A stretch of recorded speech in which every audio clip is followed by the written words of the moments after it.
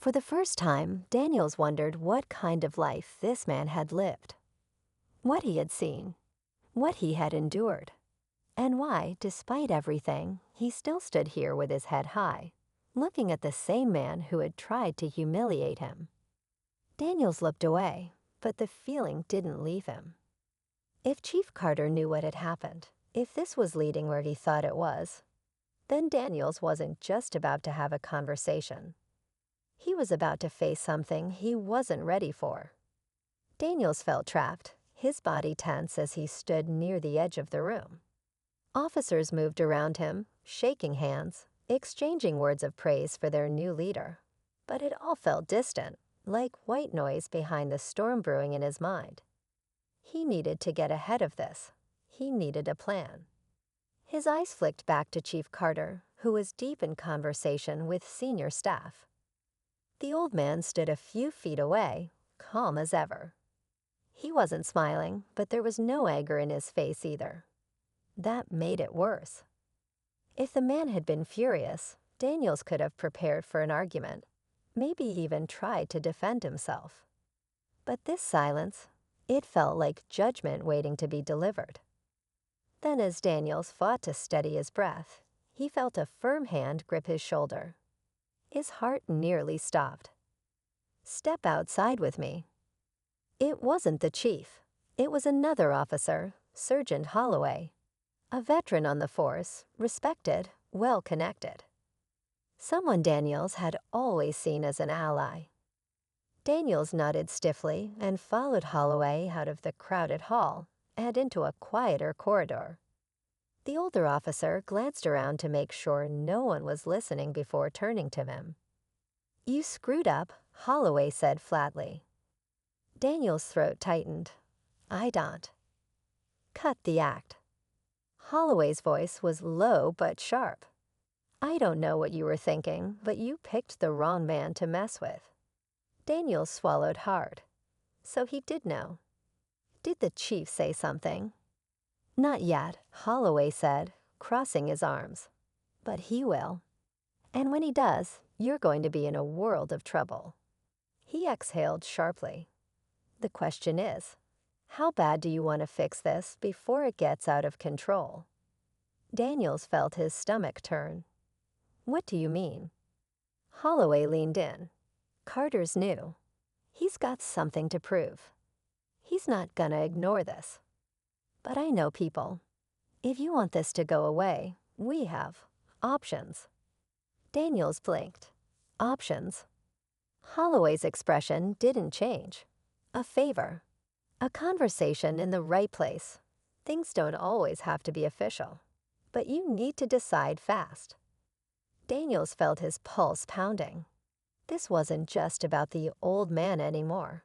There were deeper forces at play, and now he wasn't sure which mistake would cost him more, the one he had already made or the one he was about to. Daniel's mind raced as he stared at Holloway.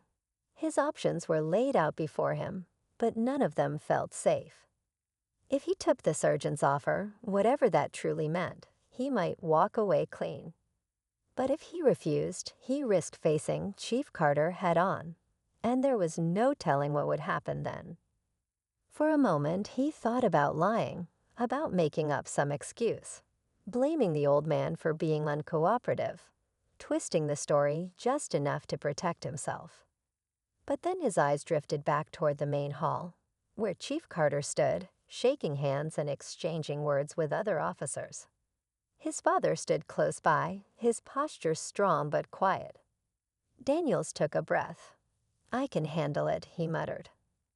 Holloway narrowed his eyes. "Are you sure about that?" Daniels nodded, though his pulse pounded. "Yeah, I'll deal with it." Holloway studied him for a long moment, then let out a short breath. "Your call," he said, his tone unreadable. He patted Daniels on the shoulder before walking away, leaving him alone with the weight of his choice. Taking another breath, Daniels squared his shoulders and stepped back into the hall. He didn't have a plan, just the sinking feeling that this moment would change everything. He didn't have to wait long. Chief Carter spotted him and gestured him over. Daniels hesitated, then forced himself to move, his legs heavy. When he reached the chief, he felt all eyes on him. Carter didn't waste time. "Walk with me." Daniels followed him into a quieter area of the room. The old man was already there, standing near a window. Daniels felt his stomach twist again. Carter turned to face him, his expression unreadable. "My father told me what happened today." Daniels' mouth went dry. This was it. "I could take this through official channels," Carter continued, his voice measured. "I could have you written up, suspended, maybe worse." Daniels nodded stiffly, forcing himself to meet Carter's gaze. "I understand." Carter studied him for a moment. "Tell me something, Daniels. Why did you do it?" The question caught him off guard. He expected punishment, a lecture, something. But not this. Daniels hesitated, then exhaled sharply. "I don't know." He shook his head. "I wasn't thinking. I let my own biases get in the way." The words tasted bitter, but they were the truth. Carter's expression didn't change. "And what do you think happens now?" Daniels felt a lump in his throat. "That's up to you, sir." For a long moment, there was silence. Then the old man finally spoke. "People can change," he said, his voice softer than Daniels expected. "But only if they want to." Daniels glanced at him, searching his face for anger, resentment, anything. But all he saw was patience. Carter sighed, looking back at his father before turning to Daniels. "I'm not letting this slide," he said. "There will be consequences. But the question is, are you willing to do the work to be better?" Daniels hesitated, then nodded. "Yes, sir." Carter held his gaze a moment longer, then gave a single nod. "Then we'll see." Daniels exhaled, feeling the weight settle on him. He wasn't sure what was coming next, but one thing was clear. This wasn't the end. It was the beginning of something else entirely. Daniel stood there for a long moment, absorbing Chief Carter's words. The weight of the conversation pressed down on him, heavier than any punishment could have been. He had expected anger, expected to be thrown under the bus, but instead, he was being given something he hadn't considered, an opportunity to change. Chief Carter's father gave him a long, quiet look before turning to his son.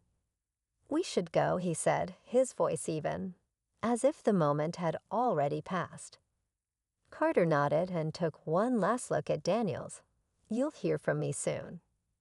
With that, they walked away, leaving Daniels standing alone. The room around him was still full of officers, still buzzing with conversation, but everything felt different now. He felt different. As he made his way toward the exit, he caught sight of Holloway watching him from across the room. The older officer gave him a small nod. Whether it was approval or warning, Daniels wasn't sure. He had made his choice, and now he had to live with it. Outside, the air was cool against his skin. He took a deep breath, trying to shake the tension still sitting in his chest. His mind replayed everything, the mistake he had made, the shame that followed, the unexpected chance to make it right. For the first time in a long while, he saw things differently. He had been so sure of his own authority, so quick to judge, never thinking about the people on the other side. He had let his uniform define him in the wrong way, had used it as a shield instead of a responsibility. And now he had to face that truth. But maybe that was the point. Maybe Chief Carter wasn't just giving him a second chance. He was giving him a choice. To stay the same or to be better. Daniels didn't know what the future held, but as he walked away from the precinct, he knew one thing for sure.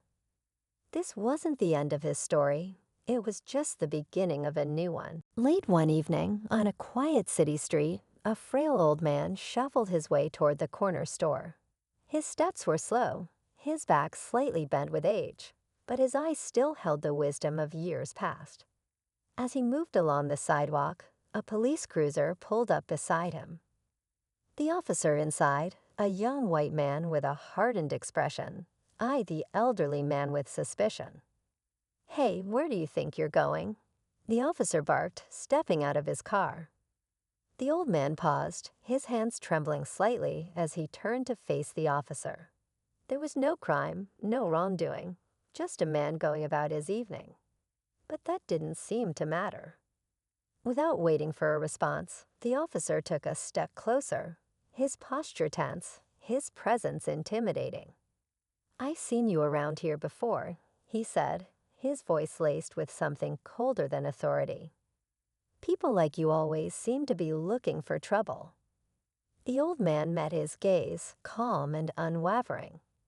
"I'm just heading to the store," he said, his voice low but steady. The officer let out a sharp laugh, shaking his head as if he'd heard a joke. Then, in an act of pure disrespect, he leaned in and spat at the old man's feet. The gesture was full of contempt, a display of power meant to humiliate. The old man froze, his face unreadable, but something shifted in his eyes.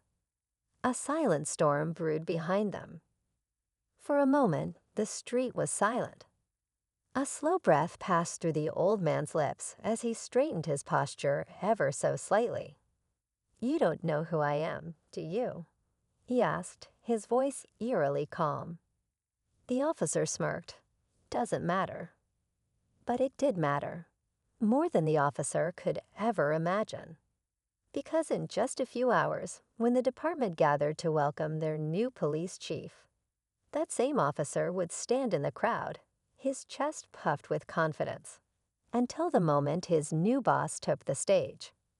And there, in front of the entire force, the officer's world would come crashing down.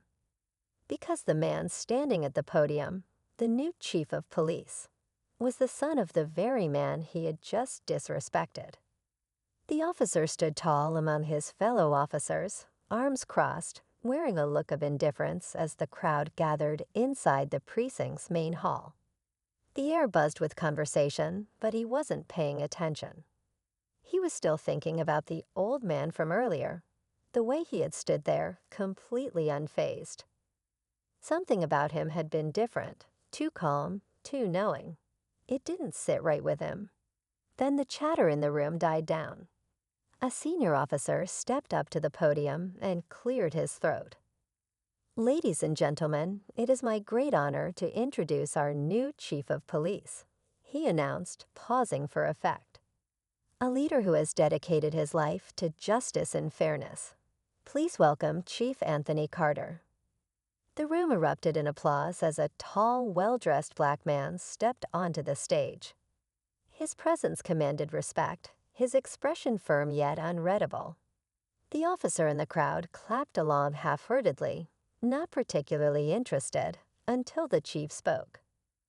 "Thank you," Chief Carter began, his voice strong but calm. "I stand here today not just as a leader, but as a man who believes in the power of this community and the responsibility we all share." His eyes scanned the room, landing briefly on the young officer. The moment their gazes met, something shifted. The officer felt his stomach drop. That face, it was familiar. His mind raced, trying to place where he had seen him before. And then, like a punch to the gut, it hit him. The old man. The one he had insulted. The one he had spat at. His heart pounded as realization sank in. This wasn't just some old man. This was someone important. Someone connected. Chief Carter continued speaking, unaware of, or perhaps fully aware of, the panic now creeping into the officer's expression. "My father taught me the meaning of integrity, of standing tall even when the world pushes you down. He showed me what it means to treat people with dignity, no matter who they are." He paused, his eyes locking onto the officer again. "And he is here with me today." The crowd turned as an older gentleman stepped forward from the side of the stage. And there he was. The same frail man from the street, standing proud beside his son, his eyes never leaving the officer's face. The officer's throat went dry. His world was tilting, and he had nowhere to hide. The officer stood frozen, his breath shallow as the weight of the moment pressed down on him.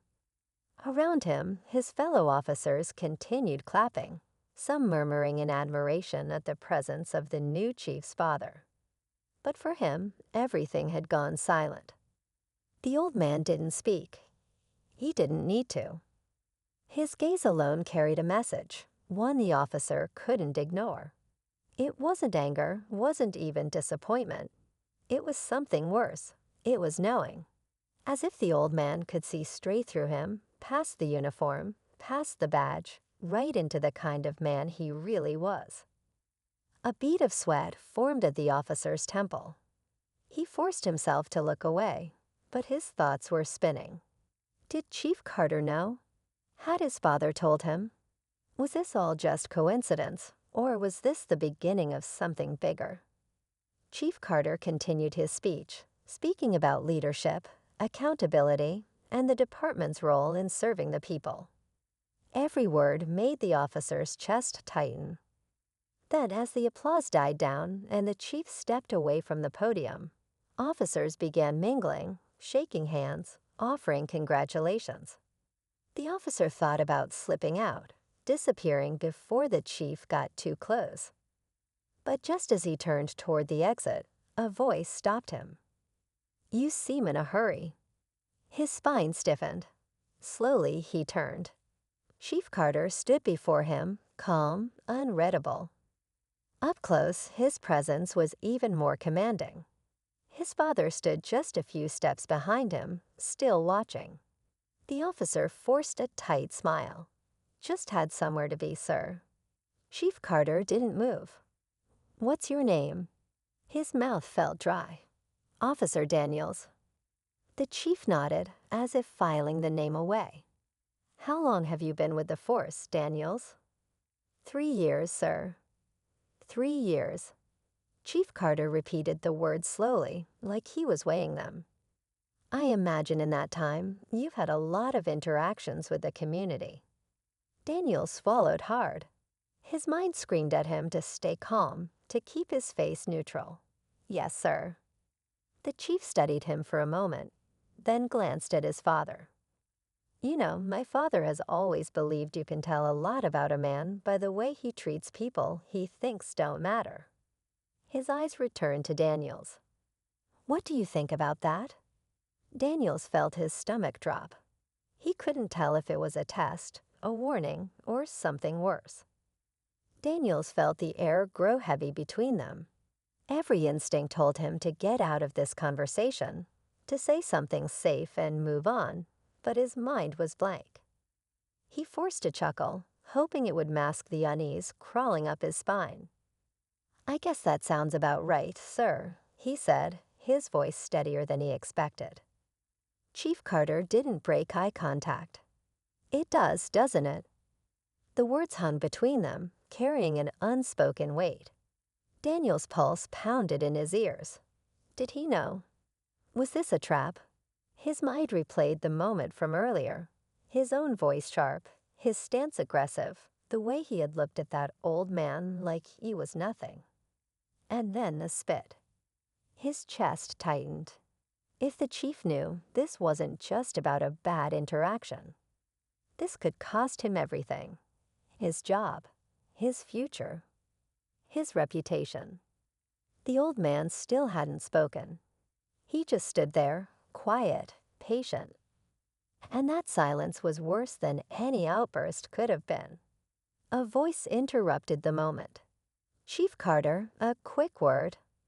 One of the senior officers approached, pulling the chief's attention away. Daniels exhaled a breath he hadn't realized he was holding. But just as he thought he might be in the clear, Chief Carter turned back to him. "Stick around, Officer Daniels. I'd like to have a conversation before you go." Daniel's throat went dry. "Of course, sir." As the chief stepped away, Daniels clenched his fists, his mind racing. He needed to think. Fast. He glanced toward the exit, calculating. Could he just leave? Pretend he hadn't heard? No, that would only make things worse. Instead, he turned his attention back to the old man. Their eyes met again, and this time, Daniel saw something he hadn't noticed before. It wasn't just quiet judgment. It was understanding. It was something deeper, something that made his stomach twist in a way he didn't expect.